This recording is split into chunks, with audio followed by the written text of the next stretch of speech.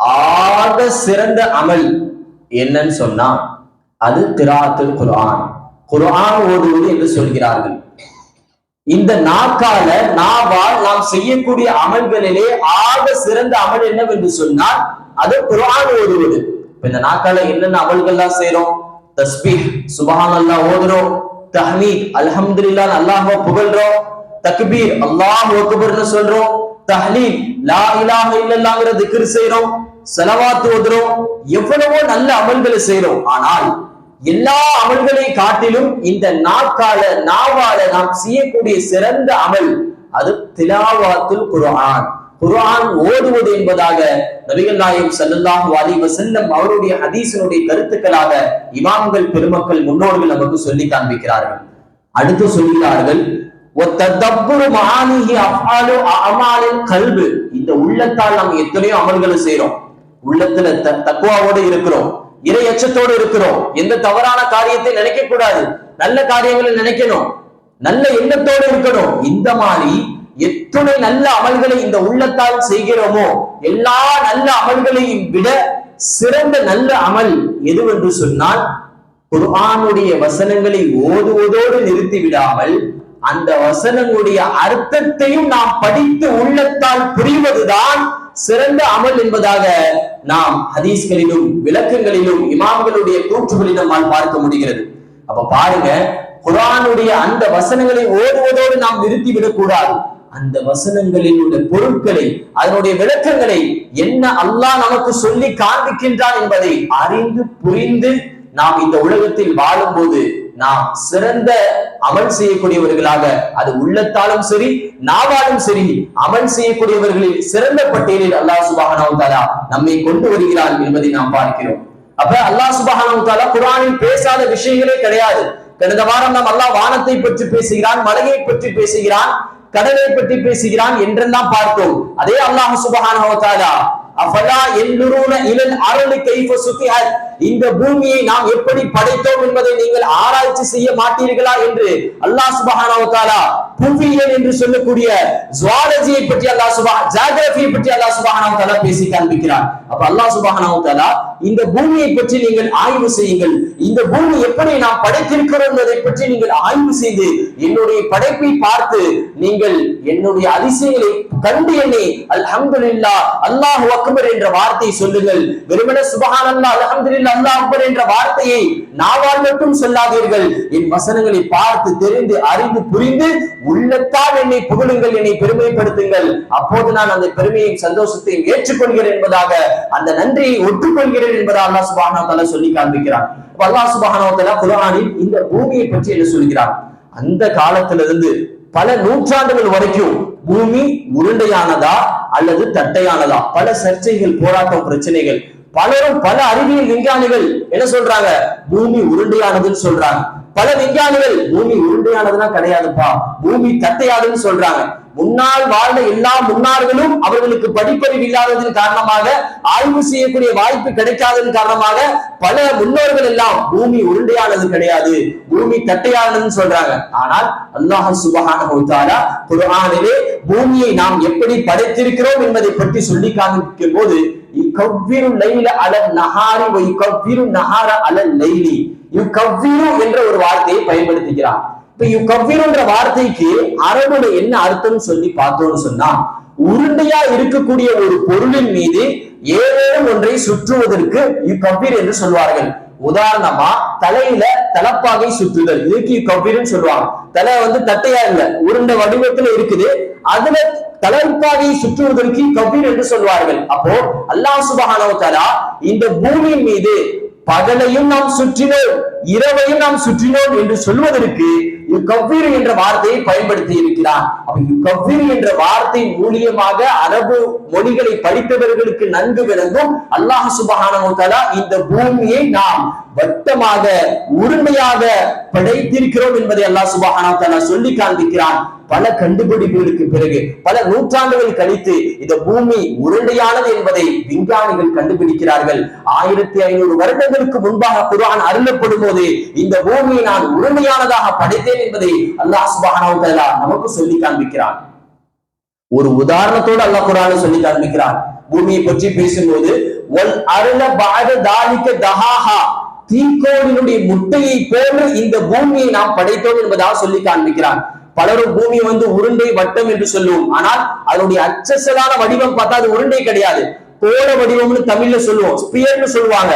பாக்குறதுக்கு உருண்டை மாதிரி இருக்கும், ஆனா அது கொஞ்சம் மாற்றுதலா வேற ஷேப்ல இருக்கும். அப்ப அதுக்கு ஒரு உதாரணத்தோடு அல்லாஹ் சொல்லும் பொழுது தீக்கோளுடைய முட்டையை போன்று இந்த பூமியை நாம் படைத்தோம் என்பதை அல்லாஹ் சுப்ஹானஹு வ தஆலா சொல்லி காண்பிக்கிறார். அப்ப அறிவியல் விஞ்ஞானிகள் பார்க்கிறாங்க, ஆச்சரியப்படுறாங்க, ஆராய்ச்சி செய்யறாங்க. தீக்கோளுடைய முட்டை எந்த வடிவத்தில் இருக்குதோ அதே வடிவத்துல அல்லாஹ் இந்த பூமியை படைத்திருக்கிறான். ரெண்டையும் ஒன்னா ஒரே இடத்துல வச்சு பார்த்தா, ஒரு போட்டோல ஒரு இமேஜ்ல புகைப்படங்களை ஒன்னா வச்சு பார்த்தா இரண்டுடைய உருவங்களும் வடிவங்களும் அச்சு செல்லாம எதுவும் பிசராமல் ஒரே மாதிரி இருப்பதை பார்த்து விஞ்ஞானிகள் குர்ஆனை பார்த்து மெய் சிலிர்த்து போய் ஆச்சரியப்படுகிறார்கள். அப்போ குர்ஆன் இந்த உலகம் உருண்டையானது என்பதை இந்த விஞ்ஞானிகள் எல்லாம் கண்டுபிடித்து சொல்வதற்கு முன்பாக பல வருடங்களுக்கு முன்பாகவே நமக்கு சொல்லி காண்பித்து விட்டார்கள் என்பதை மூலியமாக குர்ஆனுடைய மகத்துவத்தை நம்மால் புரியப்படுகிறது. அல்லாஹ் அதோடு நிறுத்தினானா? இந்த உலகம் உருண்டையானது மட்டும் அல்லாஹ் சொன்னானா? அதோட புவியை பற்றி பூமியை பற்றி எதுவுமே சொல்லலையான்னு கேட்ட கிடையாது. இந்த பூமி தன்னை தானே சுற்றுகிறது என்பது நமக்கு தெரியும், அறிவியல் பாடங்களில் படித்திருக்கிறோம். குர்ஆனில் என்னைக்காச்சும் படிச்சோமா? கிடையாது. காரணம் அதை வாசிப்பதே கிடையாது, தொடரவே கிடையாது.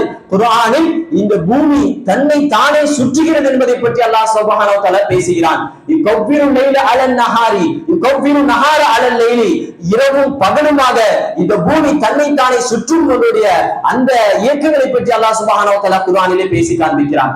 பூமி தட்டையாக இருக்கட்டும் அல்லது உருண்டையாக இருக்கட்டும், எப்போ தன்னை தானே சுற்றுதோ அப்போதுதான் இரவும் பகலும் மாறி மாறி வரும். இரவும் பகலும் மாறி மாறி வருவதற்கான காரணம் பூமி தன்னை தானே சுற்றி கொண்டே சூரியனை சுற்றுகிறது.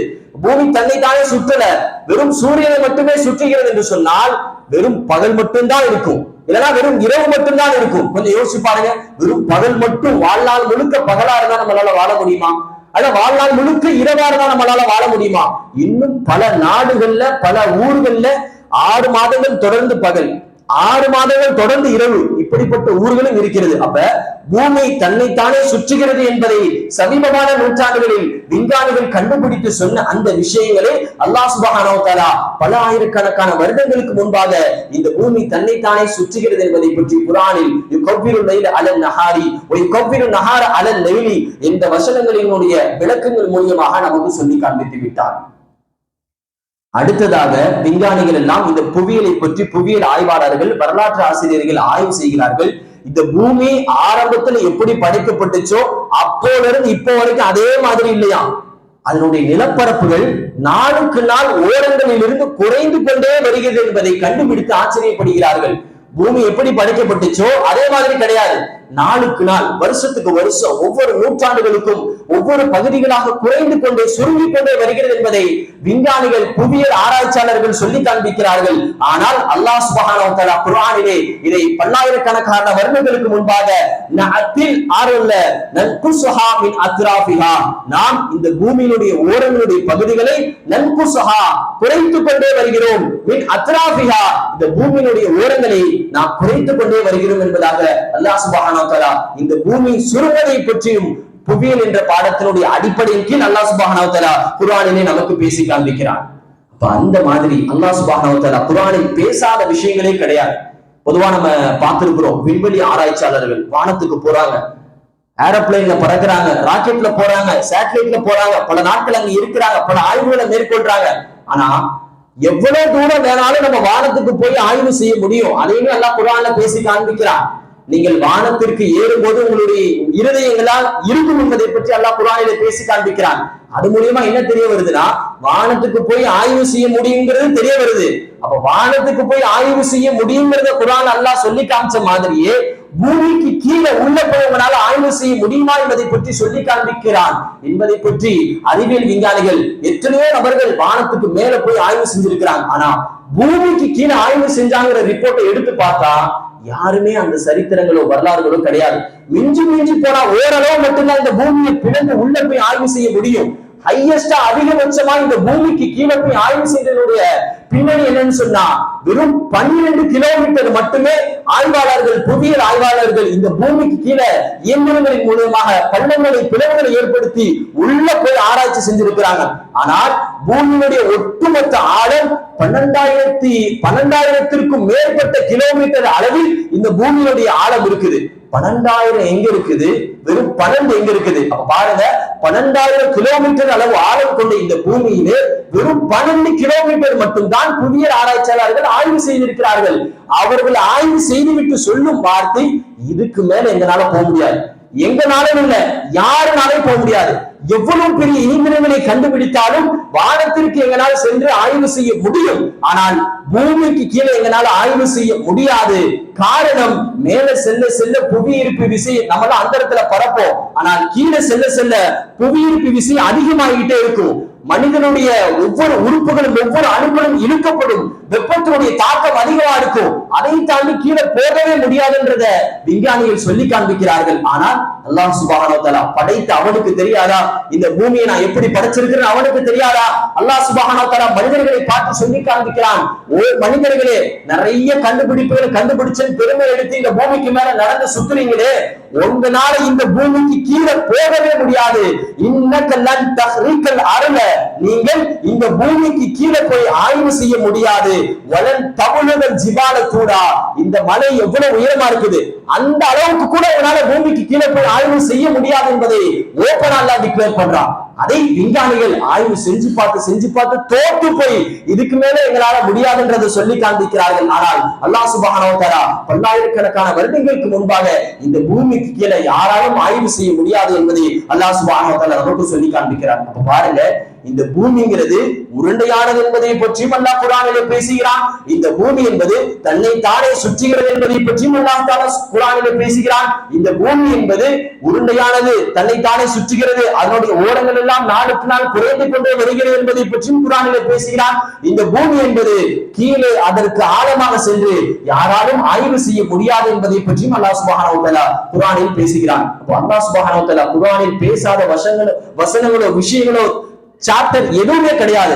இந்த பூமியை மட்டும் நாம் உங்களுக்கு வாழும் இடமாக, வசிக்கும் இடமாக ஆக்கி வைத்திருக்கிறோம் என்பதை அல்லாஹ் சுப்ஹானஹு வ தஆலா சொல்லி காண்பிக்கிறார். இத்தனை விஞ்ஞானிகள், விண்வெளி ஆராய்ச்சியாளர்கள் ஆய்வு செய்து விட்டு சொல்கிறார்கள், இந்த பூமி மட்டும்தான் மனிதனுக்கு வாழும் இடம், வேற எங்கேயும் போய் வாழ முடியாது. எத்தனையோ கோள்கள் இருக்குது, யுரேனஸ், ஜூபிட்டர், புளூட்டோ, எத்தனையோ கோள்கள் இருக்குது. சில கோள்கள்ல தண்ணி இருக்கும், சில கோள்கள்ல வெயில் அதிகமா இருக்கும், சில கோள்கள்ல குளிர் அதிகமா இருக்கும், சில கோள்கள்ல விலங்குகள் இருக்கும், ஆனால் தாவரங்கள் இருக்காது. அந்த விலங்குகளுக்கு உயிர் வாழ்வதற்கு தேவையான எந்த பொருளுமே இருக்காது.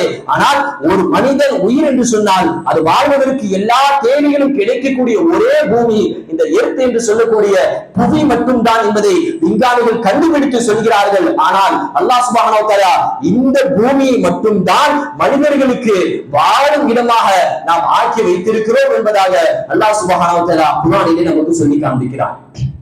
அப்போ பூமிங்கிறது ஒட்டுமொத்த உலகத்துல நிலப்பரப்பு அப்படிங்கிறது வெறும் 29% மட்டும்தான். மீதமுள்ள 71% கடல், தண்ணீர். 29 எங்க இருக்கு, 71 எங்க இருக்கு? யோசிச்சு பாருங்க, பல மடங்கு அதிகம். 71% கடல் தண்ணீராலும் நீராலும் நிரப்பப்பட்டிருக்கிறது. வெறும் 29% மட்டும்தான் இந்த நிலப்பரப்புல நம்ம வீடு, பள்ளிவாச, மனைகள் எல்லாமே நம்ம வாழ்ற இடங்கள் வெறும் 29% மட்டும்தான். 71% தண்ணீரை அல்லாஹ் சுப்ஹானஹு வ தஆலா இந்த பூமியில நிரப்பி வைத்திருக்கிறான். ஒரு தண்ணீர்னு சொன்னா அதுக்கு அது பரவாம இருக்கிறதுக்கு ஒரு தடுப்பு வேணும். ஒரு கிளாஸ்ல தண்ணியை ஊத்தி வச்சோம்னா அது 4 பக்கமும் போகாது.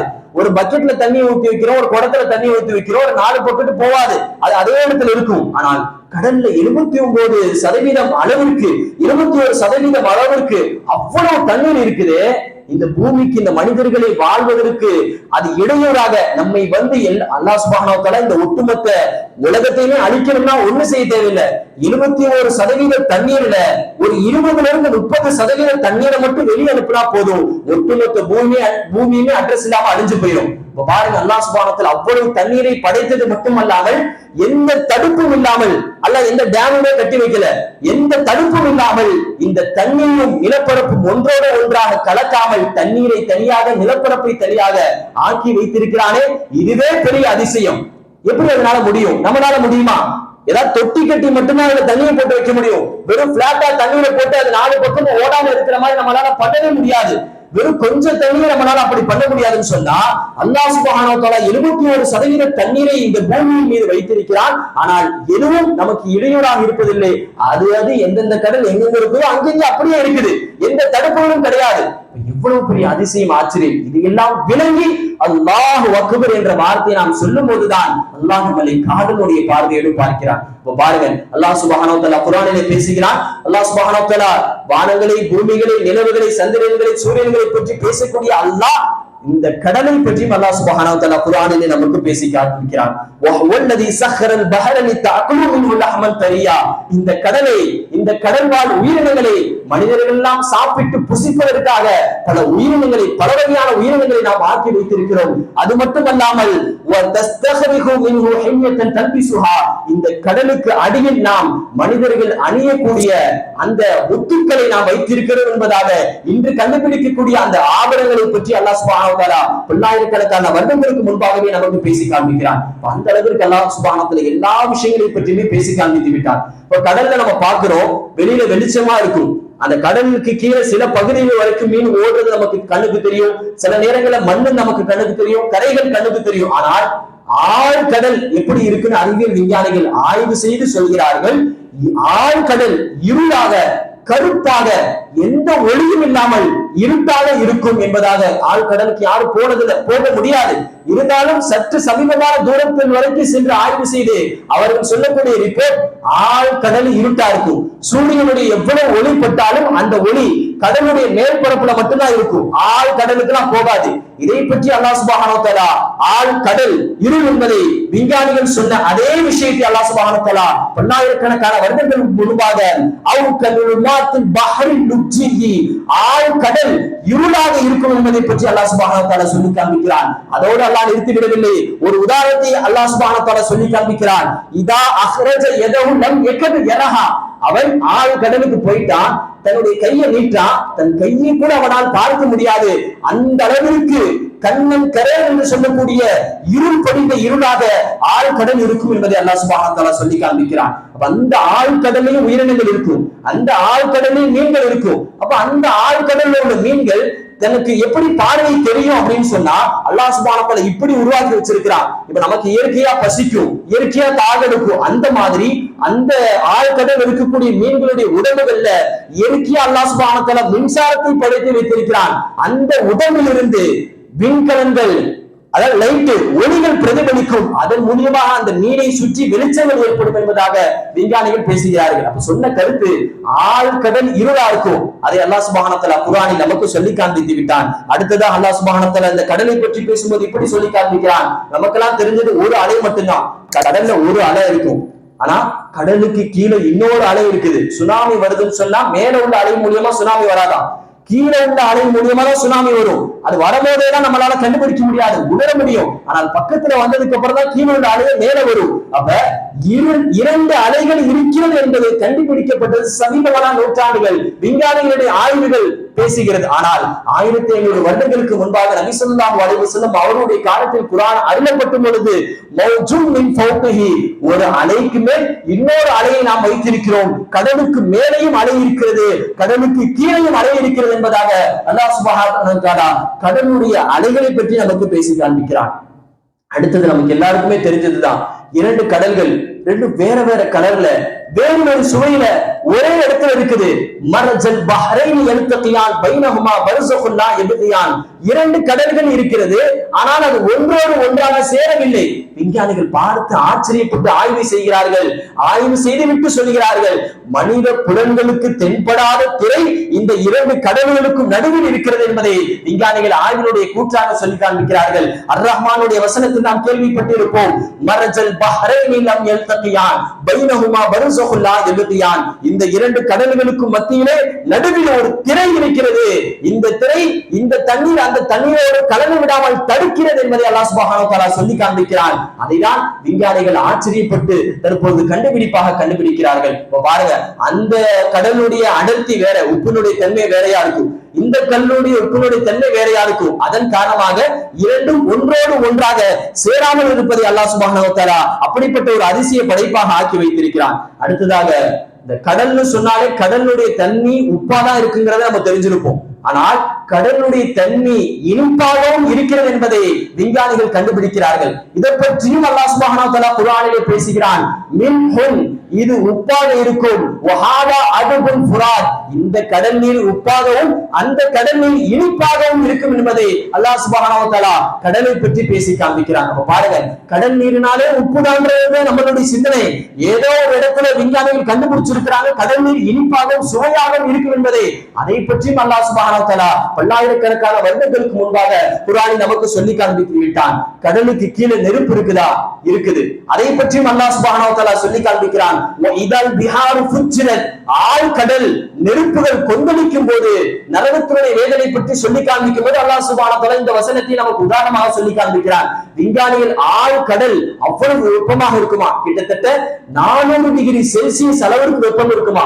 இந்த மனித உடல் வெறும் 30 டிகிரி செல்சியஸ் மட்டும்தான் தாங்கும். வெயில் அடிக்கிறது 30 to 40க்குள்ள மட்டும்தான் இந்த மனித உடலுடைய டிகிரி செல்சியஸ் தாங்கும். நம்மளால வெறும் 60 to 70 டிகிரி செல்சியஸ் சூடா இருக்க தண்ணியை மட்டும்தான் குடிக்க முடியும். 100 நினைச்சு கூட பார்க்க முடியாது. 400 டிகிரி செல்சியஸ் அளவுக்கு கடல்ல இருக்கக்கூடிய ஆழ்கடலுடைய நெருப்பினுடைய வெப்பத்தினுடைய சூடு இருக்கும் என்பதாக விஞ்ஞானிகள் சொல்லுகிறார்கள். அதை பற்றி அல்லாஹ் சுப்ஹானஹு வ தஆலா இதல் பிஹாரு ஃபுஜ்ஜிரத், இந்த பூமி பயங்கரமான நெருப்பு கீழே இருக்கிறது என்பதாக அல்லாஹ் சுப்ஹானஹு வ தஆலா நமக்கு சொல்லி காண்பிக்கிறார். இதை யோசிச்சு பாருங்க, எவ்வளவு அற்புதமான படைப்பு. இப்ப நம்ம இந்த பூமியில இருக்கிறோம், நம்மளால கடலுக்கு போயிட்டு கூட வரலாம், ஆனா அங்கேயே வாழ முடியாது. அந்த மீன்கள் அங்கிருந்து வெளியில வந்துச்சுன்னா மௌத்தா போயிடும். நம்ம இங்க இருந்து சுவாசிக்கிறோம், அது கடலுக்கு கீழே சுவாசிக்குது. நம்ம கடலுக்கு உள்ள போயிட்டா மூச்சு திணறல் ஏற்படுது. அந்த மீன்களுக்கு கடலுக்கு வெளியில வந்துருச்சுன்னா மூச்சு திணறல் ஏற்படுது. கொஞ்ச நேரம் அந்த தண்ணி எடுத்து டேஸ்ட் பார்த்தாலே உப்பு கறிக்கிறது, நம்ம துப்பிடுறோம். ஆனால் வாழ்நாள் முழுக்க அந்த மீன்கள் எல்லாம் உயிரினங்கள்லாம் கடல் உயிரை மட்டும்தான் குடிக்கிறது. கடல்ல உள்ள உணவுகளை மட்டும்தான் சாப்பிடுது. எல்லா உணவுகளும் அதுக்கு உப்பு கரிக்கக்கூடியவர்களாக தான் இருக்க வேண்டும். அதே மாதிரி கடலுக்கு கீழே போனா கண்ணுல தண்ணி பட்டா கண்ணுல எரிச்சல் ஏற்படுது. வாழ்நாள் முழுக்க அந்த மீன்களும் உயிரினங்களும் கடலுக்கு கீழே தான் இருக்குது. அதனுடைய கண்ணுல தண்ணி வாழ்நாள் முழுக்க பிறப்பின் முதல் இறப்பு வரைக்கும் படுது. ஆனால் அதற்கு எரிச்சல் ஏற்படுவது கிடையாது. இந்த மாதிரி நமக்கு என்ன தேவை, அதுக்கு என்ன தேவை, யாருக்கு என்ன தேவைங்கிறது அல்லாஹ் சுப்ஹானஹு வ தஆலா ஒவ்வொரு படைப்புகளையும் அதிசயமா வித்தியாசமா அல்லாஹ் சுப்ஹானஹு வ தஆலா படைத்து வைத்திருக்கிறான். நம்ம இருக்கிறதுல பெரிய உருவம் கொண்ட விலங்குன்னு சொன்னா அது யானைன்னு நினைச்சு வச்சிருப்போம். ஆனால் கடலுக்கு கீழ் யானை விட பயங்கரமான விலங்குகளையும் அல்லாஹ் சுப்ஹானஹு வ தஆலா வைத்திருக்கிறான் என்பதாக விஞ்ஞானிகள் பேசுகிறார்கள். நம்ம எவரெஸ்ட் மலை தான் பெரிய மலை நினைச்சிருக்கிறோம், ஆனால் அதை விட பல மடங்கு ஆழம் கொண்ட பிரம்மாண்டமான உருவம் கொண்ட மலைகளும் கடலுக்கு கீழ் இருப்பதாக விஞ்ஞானிகள் கண்டுபிடித்து சொல்கிறார்கள். அவ்வளவு அதிசயமான படைப்புகள், ஆச்சரியமான படைப்புகள் விஞ்ஞானிகள் ஆய்வின் மூலமாக கண்டுபிடிக்கிறார்கள். ஆனால் எல்லாவற்றையும் அல்லாஹ் சுப்ஹானஹு வ தஆலா வளவளன்னு பெருசாலாம் பேசுறது கிடையாது. வெறும் ஒரு வார்த்தை, ஒரு உதாரணத்தின் மூலமாக ஒட்டுமொத்த அறிவியல் உலகத்தையும் அரசியல் உலகத்தையும் எல்லா உலகத்தையும் அல்லாஹ் சுப்ஹானஹு வ தஆலா இந்த 30 ஜுஸு என்ற குர்ஆனுக்குள் கொண்டு வந்து விட்டான். அது அல்லாஹ்வுடைய நல்லடியார்களே, நாம் அந்த குர்ஆனை ஓடோடு நிப்பாட்டி விட்டால் நாம் முட்டாள். நீங்கள் அறிவாளியாக ஆக வேண்டுமா? நீங்கள் பெரும் புரட்சியாளராக ஆக வேண்டுமா? உங்களுடைய அறிவு திறக்க வேண்டுமா? நீங்கள் குர்ஆனை எடுத்து ஓடுவதோடு அதனுடைய வசனங்களை படிக்க வேண்டும், உணர வேண்டும். அப்போதுதான் நீங்கள் சரித்திரம் மற்றும் சாதனையாளர்கள் உருவாகிவீர்கள். அரபு தெரிஞ்சிருக்கணும்ன்ற அவசியங்கள் கிடையாது. தர்ஜுமா தமிழ் இருக்குது. குறைந்தபட்சம் ஒரு நாளைக்கு ஒரு 5 ஆயத்தை படிச்சு அதுல என்னதான் சொல்ல வராங்கிறத புரிஞ்சிட்டால் நாளுக்கு நாள் உங்களுடைய அறிவு கண்களும் உள்ளங்களும் திறக்கும் என்பதை நான் இந்த நேரத்தில் உங்களுக்கு சொல்லிக் கொள்கிறேன். நாளுக்கு நாள் குர்ஆனுடைய வசனத்தை ஓடுங்கள், படியுங்கள். நபி ஸல்லல்லாஹு அலைஹி வஸல்லம் அவர்களை பற்றி அவர்கள் இமாம்கள் சொல்லக்கூடிய வசனங்கள், க்ராஅத்துல் குர்ஆனி பி தஃபக்குரிஹி அஸ்லஹு ஸலாஹுல் கல்பி, இந்த உள்ளங்கள் சீரடைய வேண்டுமா?